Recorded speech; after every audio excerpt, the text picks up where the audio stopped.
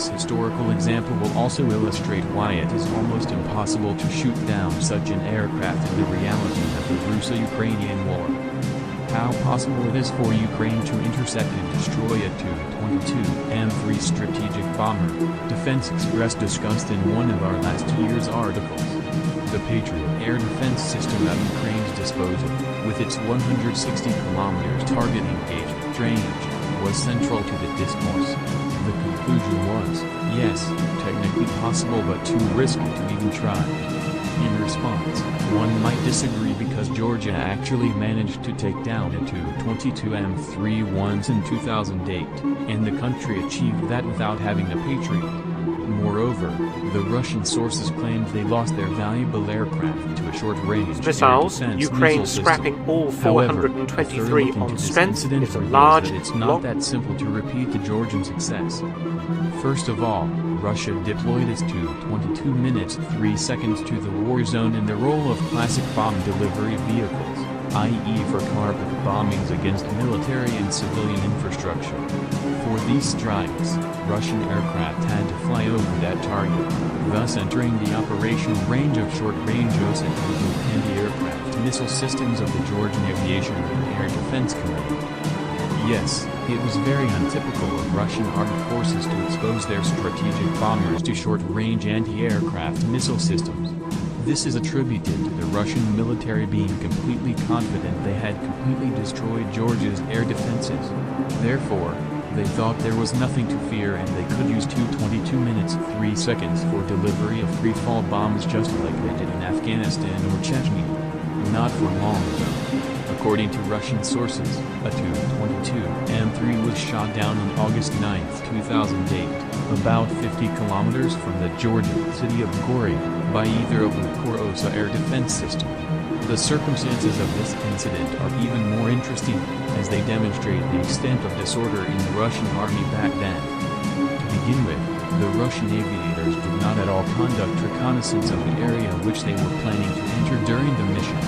The functionality of all the bomber's systems was not checked before takeoff, so the onboard self-protection systems against anti-aircraft missiles on the Tu-22M3 simply failed to work properly. By the way, the search and rescue services of the Russian Air Force also reacted in disarray, for the bodies of the dead crew members and the wreckage of the plane itself were found only several weeks after the downing. If we compare this episode from the time of war between Russia and Georgia to the current realities, we can see a totally different picture. When fighting against Ukraine, Russians no longer put their Tu-22M3 at risk by flying them too close to Ukrainian positions. An aircraft arrives at a designated spot in the rear, over the Russian territory, and launches its Kh-22/Kh-32 long-range missiles from afar, where even the most long-range